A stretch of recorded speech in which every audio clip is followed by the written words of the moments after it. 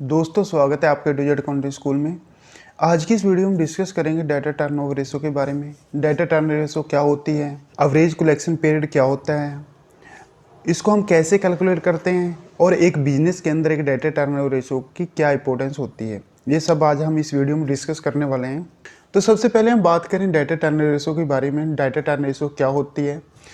Data turnover ratio से हमें cell और हमारे जो डेटर्स हैं उसके बीच का जो संबंध है वो पता लगता है। यानी कि हमें डाटा रेशो से ये पता लगता है कि हमें जो डेटर को हम सेल कर रहे हैं उसे हमें कितने दिन में पैसा आ रहा है। तो अगर आपकी डाटा टर्न रेशो ज़्यादा होगी तो आपका इसका मतलब ये हुआ कि आपको डेटर से बहुत जल्दी पैसा आ रहा है, आपके जो डेटर्स हैं टाइम पे आपको पैसा दे रहे हैं।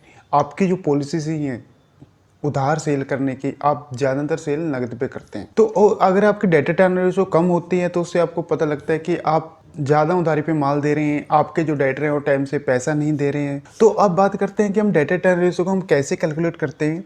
तो डाटा टर्न रेशो का जो फार्मूला सेल को हम डिवाइड करेंगे एवरेज डेटर से। वैसे आप कहीं भी इंटरनेट पे पढ़ोगे तो वहाँ पे क्रेडिट सेल लिखा होता है, बट अब जब बैलेंस शीट की बात करते हो, प्रैक्टिकली में बात करते हो, तो आपको क्रेडिट सेल कहीं पे पता नहीं लगेगी, क्योंकि जिसके पास आपकी बैलेंस शीट होगी आपकी टोटल सेल लेगा और वहाँ पे एवरेज डेटर लेगा। अब यहाँ पे हम एक एग्जांपल के द्वारा जानते हैं कि हम एक्चुअल में डाटा टर्न रेशो को कैसे कैलकुलेट करते हैं। सपोज करो हमारी बैलेंस शीट में जो सेल है 2 लाख रुपए की आ रही है और हमारे ओपनिंग डेटर हैं, यानी कि लास्ट ईयर के जो क्लोजिंग डेटर्स है 65,000 रुपये हैं और करंट ईयर के हमारे जो डेटर्स हैं, क्लोजिंग डेटर्स हैं, वो 35,000 रुपये हैं। तो हमारा जो एवरेज डेटर्स आ गए वो 50,000 हो गए। मतलब 1 लाख को 2 से डिवाइड करेंगे, 65,000 प्लस 35,000 1 लाख हो गया, उसको 2 से डिवाइड करेंगे तो 50,000 आ जाएगा। तो हमारे एवरेज डेटर हैं जो 50,000 हैं। अब मेरे को डाटा टर्न रेशो के लिए मैं सेल को अपने एवरेज डेटर से उसको डिवाइड कर दूंगा तो मेरी डाटा टर्न रेशो आ जाएगी। अब मेरी सेल 2 लाख रुपए है, एवरेज डेटर मेरे 50,000 हैं, तो जो मेरी डाटा टर्नओवर रेशो आ गया 4 टाइम्स आ गई है। तो अब जो डाटा टर्नओवर रेशो है इसका यूज़ हम करते हैं जो हमारा एवरेज कलेक्शन पीरियड है, डेटर रिसीवेबल होल्डिंग डेज उसको बोल सकते हैं, वो कितने दिन में हमें पैसा आ रहे हैं।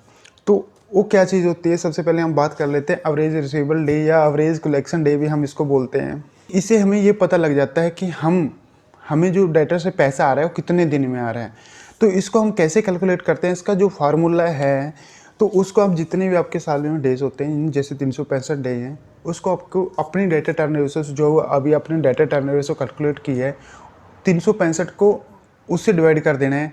तो आपका क्या है, जो एवरेज रिसीवेबल डे आ जाएगा, यानी होल्डिंग डे आ जाएगा। तो जैसे अभी हम एक एग्जांपल के द्वारा जान लेते हैं, जैसे हमारे साल में डेज कितने हैं, 365 दिन है और हमारी डाटा टर्न रेशो कितनी आई थी जो अभी हमने लास्ट में कैलकुलेट किया है वो 4 आई थी। तो अब डेटर हमारे जो एवरेज कलेक्शन डेज आई हैं, अगर हम डाटा टर्न रेशो को डेज में ऐसे बोल सकते हैं कि डाटा टर्न रेशो डेज में कितनी आई है, तो 365 को 4 से डिवाइड करके 91.25 है, यानी 91 डेज आई है। तो इससे ये साबित हो रहा है कि हमें जो डेटर से पैसा आ रहा है एवरेज पूरे साल में वो 91 डेज आया है, यानी 91 डे के लिए हम डेटर्स को उधार पे माल बेच रहे हैं। अब बात करते हैं कि एक हाई या लो, आपकी हाई या लो जो डाटा टर्नओवर रेशो है उससे आपके बिजनेस पे क्या इम्पैक्ट पड़ता है। तो सबसे पहले हम बात करेंगे हाई रेशो के बारे में। तो आपकी डाटा टर्नओवर रेशो जितनी हाई होगी तो आपके बिजनेस के लिए उतना अच्छा होगा, क्योंकि उससे साबित होगा कि आप का जो कलेक्शन है वो टाइम पे आ रहा है सभी डेटर से और आप कम उधार पे माल बेचते हो, कम रेट के लिए उधार माल बेचते हो। बात करते हैं लो रेशो के बारे में। लो रेशो क्या इंडिकेट्स करती है? लो रेशो इंडिकेट करती है कि आप अपने कस्टमर से टाइम से पैसा नहीं ले पा रहे हो और आप की जो क्रेडिट पॉलिसी है या जो आप उधार माल दे रहे हो ज़्यादा टाइम के लिए दे रहे हो। तो ओके दोस्तों, थैंक यू।